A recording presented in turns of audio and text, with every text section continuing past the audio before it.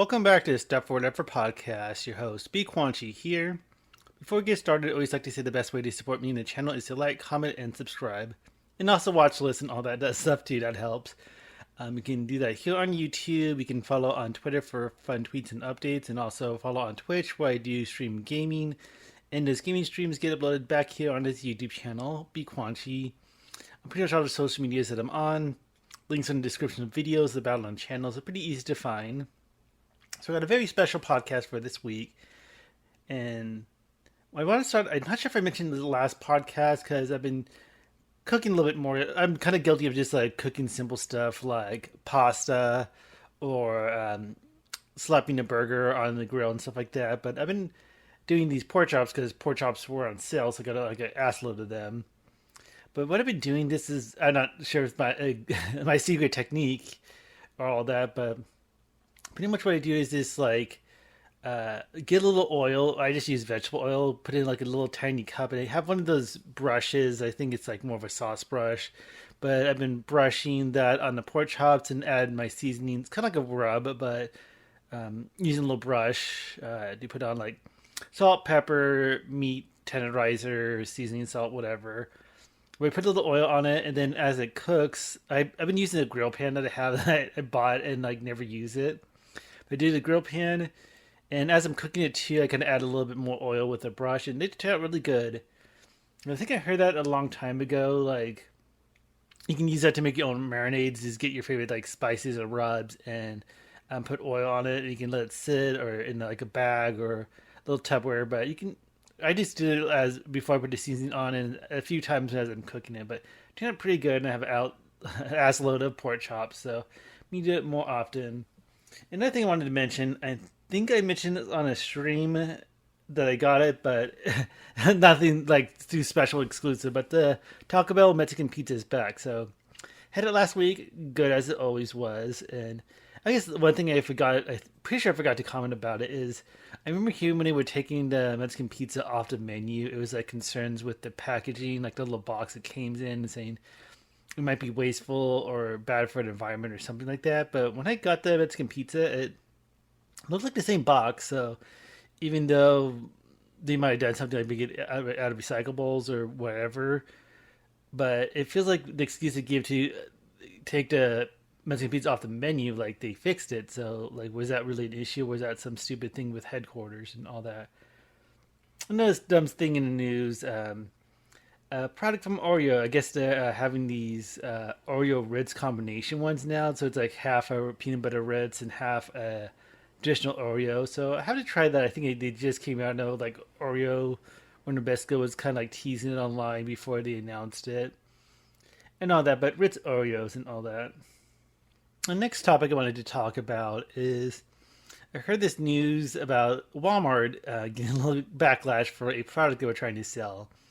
Basically, it was ice cream, and it was a red velvet cheesecake swirl ice cream. But the thing that was more of the issue is that it was a Juneteenth ice cream. So it's like celebrate Juneteenth with this ice cream. And yeah, I got a lot of backlash. It feels kind of weird, almost disgusting for like a corporation to sell product based off. I wonder what to call this a holiday. Maybe for lack of a better word, like a holiday, but it's more, and I'm not a simple white guy, so I don't know too much about the holidays in terms of how it relates to me. But pretty much, I think the main thing about Juneteenth is regarding the emancipations of slavery in the U.S. So, really like a big black holiday. Again, for lack of a better word, I'm just like some stupid white guy talking about it. Yeah, I got a little backlash, and I'm not gonna lie, like that sounded kind of good, so I was like kind of curious to try it, but I think it got taken off very quickly because like it was a few weeks before the actual Juneteenth holiday and all that.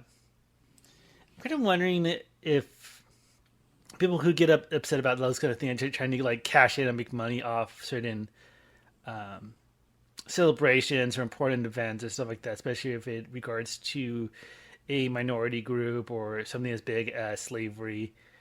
Is I did get concerned about other things. Like I saw like Juneteenth T-shirts when I was at Walmart and stuff like that. So is it more so that a food item? But I get it too. Like if you're gonna do food items, is stick to the basic holidays like Christmas, Thanksgiving, Halloween, stuff like that. Because it feels like it's towards like an actual like people like I don't know, like if it for like Black History Month and stuff like that. Also, this reminded me I have to talk about this too a little bit. But last year, I remember IKEA got in hot water for their Juneteenth special because they also serve food in IKEA, and the special was fried chicken and watermelon. And I don't know what's going on with people head. I'm sure these like board meetings was only old white guys thinking this, and no one's like, "Hey, maybe we shouldn't," and all that. But I thought it was kind of a funny story, and all that. And it's like again, I'm a white guy, so it's like hard for me to get like really upset. Although I'm gay too, and sometimes like the pride stuff gets a little annoying too. Like, oh, pride items and stuff like that. Like they have packaging for like Doritos or Oreos or other stuff too. And maybe I'll talk about that in a later podcast since it's not quite the Pride Month yet, since that's June. Yeah, this was for Juneteenth, and this was a few weeks before the special day. So but I did want to mention one cool thing that I found out regarding this stupid, I guess, controversy is that, like I said, that ice cream flavor sounded really good. The red velvet cake, cheesecake combination. And I found out on Twitter there's actually a company called Creamalicious that has that same exact flavor. And also, what's better about that is that it was founded, owned by a black chef. I know it's a woman. I did a little tiny research, but like a black owned business makes Creamalicious, and they have like pretty much the same ice cream flavor that Walmart was trying to pass as the Juneteenth one. It's like, oh, I gotta look for that one and all that. But yeah, just kind of a funny story. So next thing I wanted to talk about, I saw this like on Twitter, so I guess it's true. But I guess Fortnite's doing a collaboration with Pac-Man. I haven't played Fortnite in a good time, and it feels kind of good not playing it because it kind of felt like I was just kind of filling out the season pass, and I don't know. I was only tempted to like stream that too for gaming, but not sure if I'm gonna go back into Fortnite for a while. At Pac-Man and Fortnite, that's kind of weird. I'm just kind of curious what it would look like. And then the next thing I want to talk about, this is kind of just more of a ranting, complaining thing at my apartment, but pretty much like what happened with our apartment. Like we have pools, just like most, I guess in Arizona too. Like pools almost come standard with the apartment complex, but like I don't know what happened, but the pools got like really bad. I don't want to check out both pools because I don't want to go out of my way to check out both. But the one closest to me got really bad, like brown water basically. So I'm not sure if like kids fucked with it or something like that. And then you find out that the pool was closed and all that while we were working on that. I got an email from because it's like a thing like I guess like all the residents get like a mass email from like the manager or from the office staff or whatever. And it was kind of annoying because it kind of felt like the person was bitching about it. But it was basically email about the pools being closed, and it was saying that the thing that got to me was like saying, oh, because one of your neighbors were impatient, they called a city and we had our pool licenses, whatever, permits. I think that were the permits, like the pool's permit, like revoked and stuff like that, and they have to get inspected again. And that just annoying guys, hey, you should have let the pools get that bad that the city has to revoke your permits and all that. So it's kind of like felt like they were kind of bitchy and like I again like I never seen a pool get that bad that fast, but now it's clean and actually as I'm recording this podcast, not everyone really cares, but it's open again. But yeah, it just felt kind of like weird, like oh my god, how did the pool get that bad? And again, the management seemed kind of like bitchy about it, like complaining, oh because someone tattled, we have to do something. Because I'm not sure, because they made it sound like they were going to work on it, but because someone complained, it's going to add extra time to getting them open. But I'm wondering, like, hey, was that really true, or did that cause you to actually be reactive and stuff like that? So that's just kind of like my little complaint about apartment stuff, personal stuff, but whatever. I never seen the poll get that bad that fast, so it's like one of those weird things. But yeah, just a little tiny rant about life. Okay, the next thing I wanted to talk about on this podcast is the Chip 'n Dale Rescue Ranger movie that just dropped on Disney Plus, and I saw it and I actually thought it was enjoyable. Like, it's not the greatest thing; it's far from perfect, but I had fun with it. Because I know some people kind of complaining that it's like if you've seen the trailers, you know what the movie's about. You see a lot of like Disney properties and other properties as well, kind of mixed together. It kind of gives you vibes from like the Space Jam 2 movie or Ready Player One. Even people compared to like in games, we have like all these mash of different characters in one movie and all that. But they also had some interesting ones too, like besides Disney stuff that's a given. But there was like even Randy from South Park. I think like there was someone from Gumby. I'm not sure if the chief officer was, but there's like a Muppet character, My Little Pony.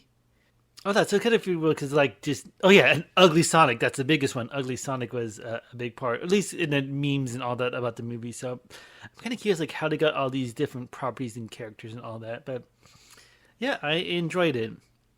But I do have to say some stuff that were kind of like my biggest complaints about the movie.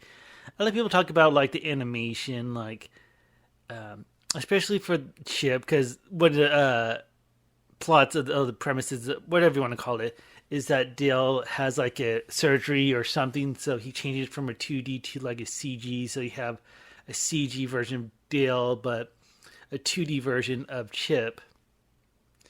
And I think what they did was use like cell shading on 3D models, but didn't do it for every character. Like I think some of the more what you kind of like cameos or whatever characters, like they had Roger Rabbit at one scene. They even had Lumiere from Beauty and Beast, and they look really good because they look more like how they were traditionally animated. But I think it's just because they had a small, tiny bit in the story. But for someone like Chip, they had this like cell shading kind of thing that feels a little cheap. Like you can kind of tell, it kind of makes sense too if that's going to be like one of the focal characters and stuff like that. But even at the beginning of the movie, like they had like a fake or like a recreation of like a Rescue Rangers episode, and it looked good animated like that. So I kind of wish they would have kept that level of animation with some of these characters because you can kind of tell the difference even from that bit of the movie to seeing Chip walk around and all that. So it was really fun. I think this is one of those movies like if you don't get too critical or too pessimistic or whatever, you can have a good time, and I think it was a good time.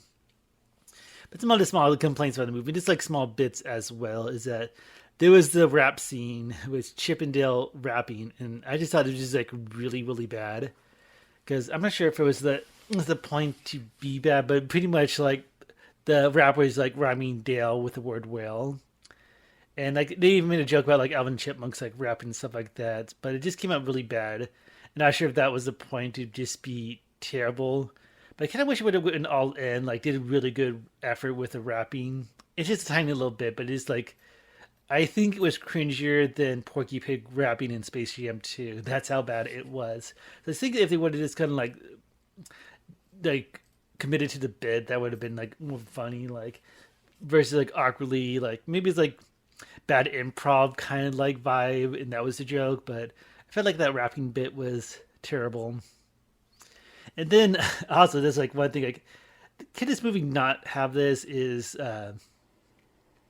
the characters from the Rescue Rangers, the female mouse Gadget, got married to the fly Zipper, and they had kids, and he showed pictures of the kids. So like, okay, like that didn't need to happen. Like maybe if they would have made a joke about them being a married couple or stuff like that, but we don't want to see like mutant hybrids of mice rats, because not mice rats, but mice flies and all that. So like, we didn't need to see that. And again, one other minor complaint is the Snoopy ear. I don't want to get too much spoilers and stuff like that, besides what I already said. Those kind of minor as well. But this is a bit about getting a Snoopy ear.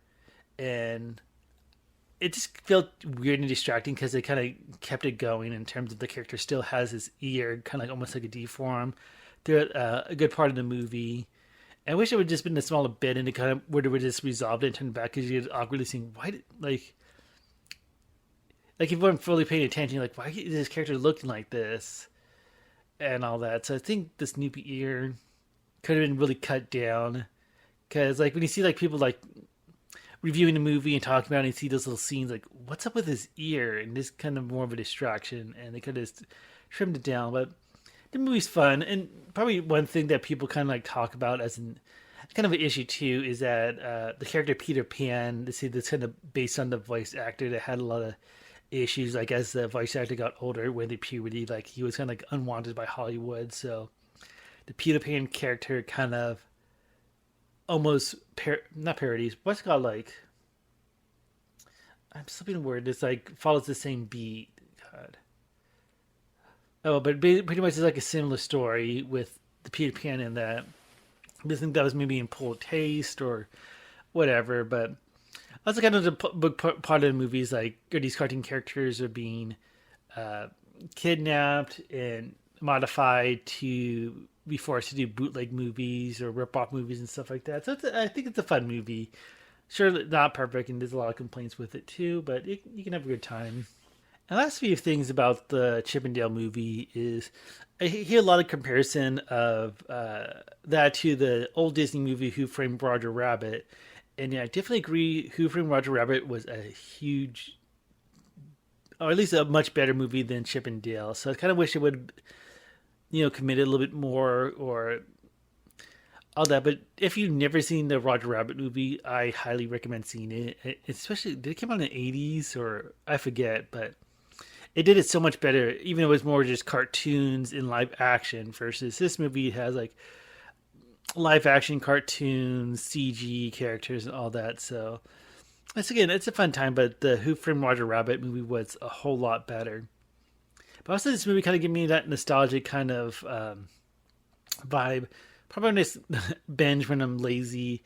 Just a bunch of the Disney cartoons because I'm pretty sure it's on Disney Plus. Like some of the older cartoons I referenced, like of course Chip and Dale, Bonkers, Darkwing Duck. Cause I think he made a cameo at the end with Darkwing Duck. So like maybe I'll just revisit those shows. Like you forget how good those '90s Disney cartoons really went for, and all that. So I think maybe part of that is having that nostalgic kind of feeling when it comes to this movie, and that's one thing that people complain about too. Like, oh, you just come like clinging on to nostalgia to make a movie good and stuff like that. But I think it's good. Like again, not the best, but it's a fun time, and as long as you're not too pessimistic about it and all that, you'll have a good time. But definitely not a movie for everyone. But I'm glad it exists, and I'm glad I saw it. So, okay. And the next thing I wanted to talk about on this podcast is Netflix. I think I mentioned this before, like the news about Netflix possibly doing advertisements and stuff like that. But I want to talk more about Netflix and why it feels like a lot of people are hating Netflix now. But I found it kind of weird because I know people complain like, oh, I don't want advertisements on Netflix. I think posts like Netflix used to boast about not having ads and all that. And now they're allegedly are looking into having ads on the platform.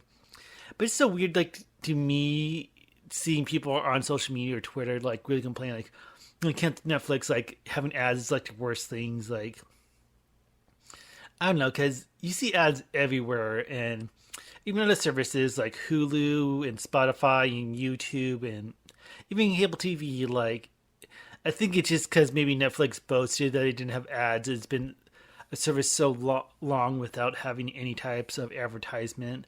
And it makes sense for a company like, hey, if you want to make more revenue. And the thing is, it's supposed to introduce a cheaper plan to get people to subscribe and all that. So it's not really going to affect, per se, the people who already have the service. But it seems like just people getting so much butthurt. And I wonder if these people actually have Netflix or they spar the friends or family, parents' accounts and stuff like that. I want to get into it because I want to talk about it like Netflix hate and what Netflix needs to do to kick it into gear and all that. But yeah, I think again the advertisement is a smart thing, to be honest. Like I might even get tempted to downgrade if it means saving a few bucks, but I don't know, it feels like it's just weird. Like, now I have to watch ads for my content or the service I pay for and all that. But it just kind of feels weird to me that people get so upset about it. Especially when other things have done the same thing. Like, again, Hulu is probably one of the biggest examples. And they've been around for a long time, too.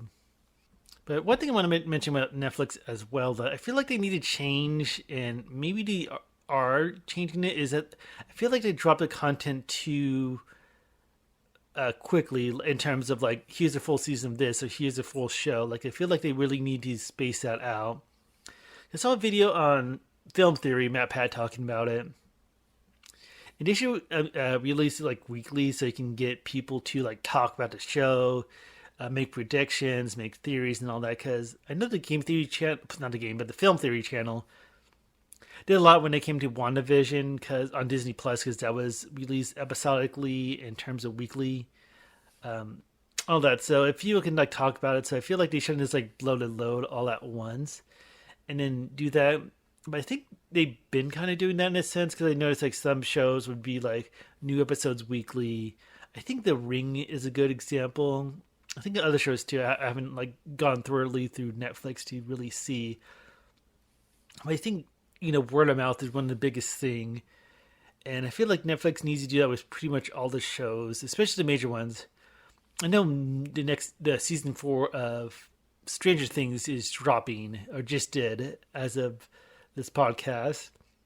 I saw this part one. I haven't dived into it yet or looked into it, but splitting things up. But I think if we would just add a new episode weekly, that can kind of help with production as well, so don't feel like so rushed to have everything finished. Although you pretty much want to have things finished by the time you start putting out episodes.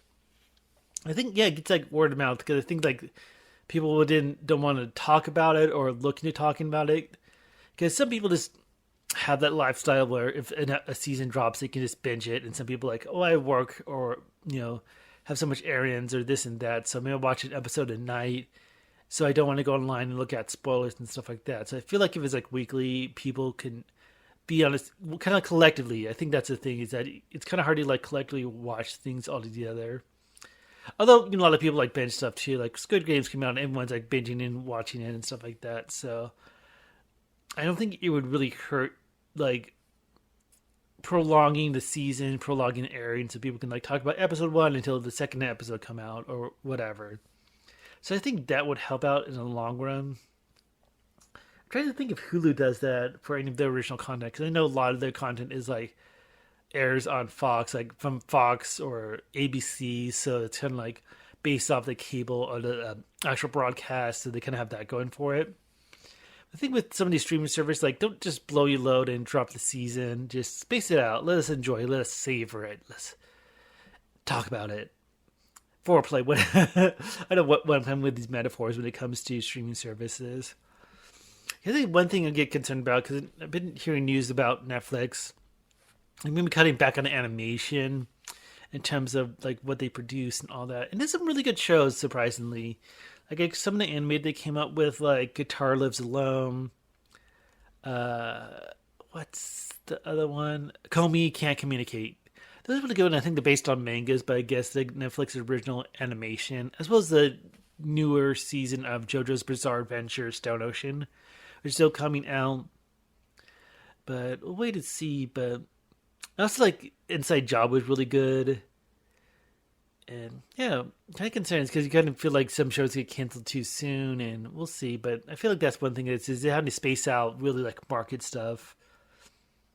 And also, like one thing I wanted to mention is like the game shows that they have on Netflix. I feel like maybe those are a little too gimmicky, or like that's where a lot of wasted money goes. Because it's kind of a neat one, but there was like one called like "Is It Cake?" based off the meme like.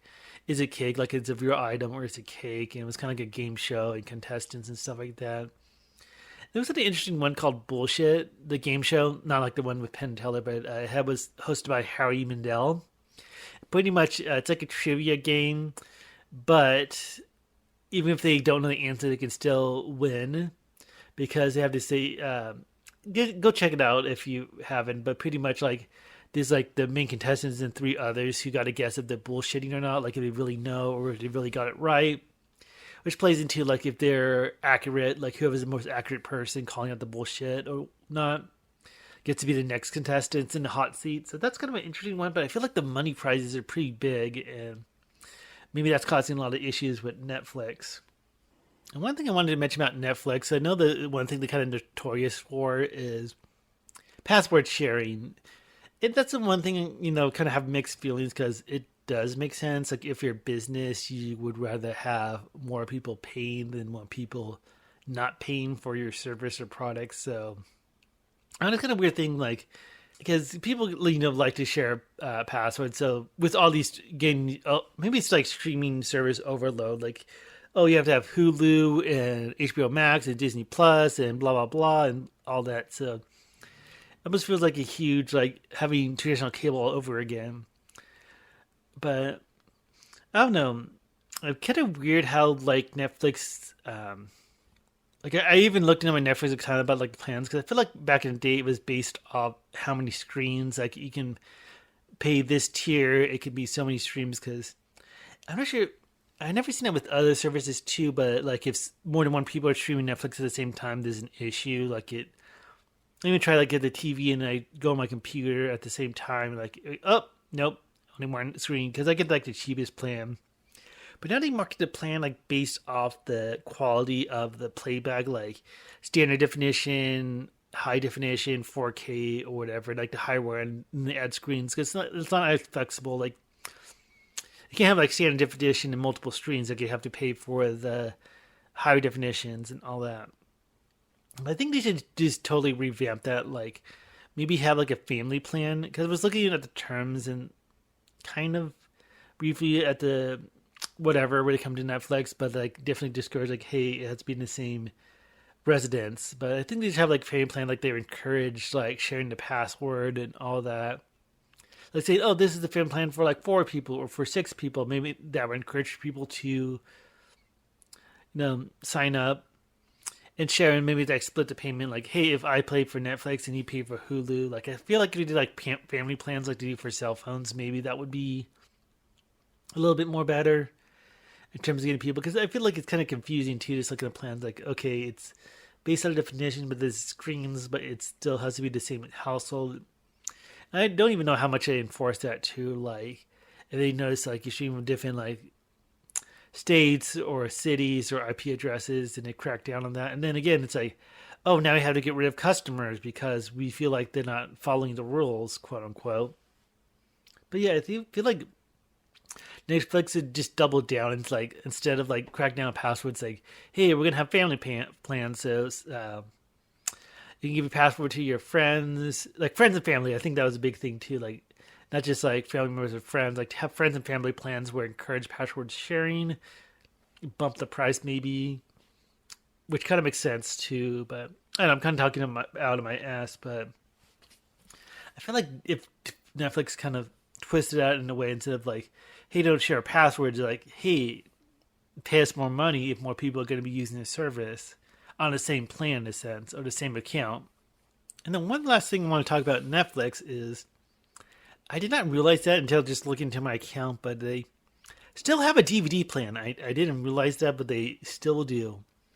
And I don't know, I never heard anyone still using DVDs from Netflix as a service.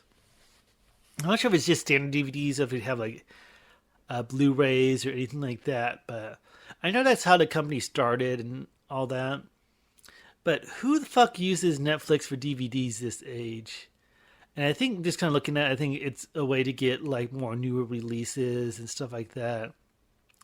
But I just feel like who bothers with that? Like even if it's convenient, like they send you the envelopes and you get to send back, but who the fuck still uses DVD players in the first place? Like the only DVD player I have is my PlayStation 3, and I've been leaving it unplugged, so I haven't even watched a DVD in like a couple of years, to be honest. So I'm actually not sure if it's like worth it for Netflix to keep up the DVD plan. I think they should just like exit, because if they can invest like getting recent movies, all that, especially if there's like other options, competitors like Redbox, and I think pretty much most releases also on digital. You can like rent it on Amazon or like Amazon Video, rent it through Vudu and all that. So it feels like, hey, if I want to watch a recent release and it's not like on streaming services, because I'm sure there's a whole like process of getting rights and all that. Unless like it's HBO, I feel like HBO, at least certain movies they can get streaming right. And of course like Disney. I feel like there's still some gaps of time too, but if I really wanted to watch a more recent movie at home, I would just stream it or in a sense, rent it digitally. So I rather just like go on Vudu or Amazon Video and rent it if I want to watch like something that just came out versus waiting for a DVD in the mail, watching it and sending it back. So I think Netflix just still acts the DVD plan. And if anyone by chance watching this, listening to this podcast and still does the DVD plan with Netflix, post that in the comments because I would be curious, like who the fuck still used the DVD plan? And like when I was looking, they had like I think they had like examples like Uncharted and all that. So it feels like they tried to push like, hey, if you had a DVD plan, you can watch more recent movies. But no, it just feels awful. I'm not sure if that's just like wasting money and all that. But pretty much what I sum up with Netflix is like what they should do, like advertisement, that makes sense. I feel like people overreacting. I feel like if it came out, people get used to it and like, okay, I can pay what I normally pay, not get ads, or I can entice more newer customers to get the cheaper plan. Or maybe people downgrade too, like say, you know what, I don't mind watching ads if it means saving a few bucks. So I feel like that's still blown over proportion, out of proportion when it comes to the advertisement. I think with their content, these should really space out the releasing instead of like dropping seasons that you can binge. Especially with the next season of Squid Games and other original content that seems to be trying to go viral or everyone talks about. It's like I feel like, hey, space it out. Because imagine if the next Squid Games they spaced out weekly. Like people would be talking about it for months, literally, because it'd be airing for months. So do you need to get away with dumping whole seasons, especially with original content, and space it out? Maybe like revamp the branding or marketing when it comes to the plans, like saying, "Hey, we have friends and family plans. Where you can share your password and all that. It costs more, but maybe you can convince people to either chip in or like mix and match, like saying, "Hey, this is the Netflix login," and then you pay for Hulu and you share that login and stuff like that. So maybe for other streaming services too, like do you like family plans where you don't have to worry about getting busted about, hey, this account is streaming in this state and also is in that state or in this city or that city and all that. So I think encouraging that, but still making money off it. Like to say like, hey, you can do that, but it's going to be this family plan.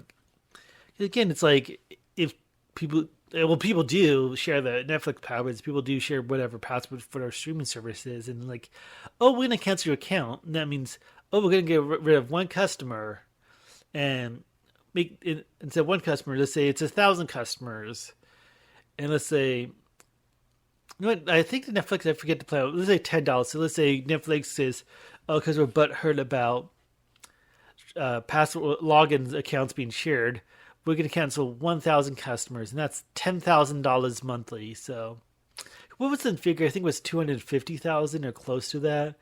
That from the last quarter, but this might be bad. And if Netflix listening and anyone like consult with me for a fee, I'm willing to do that. But yeah, this is my stupid, dumb podcast for this week. So thanks for listening and all that. Again, the best way to support me on the channel is to like, comment, and subscribe.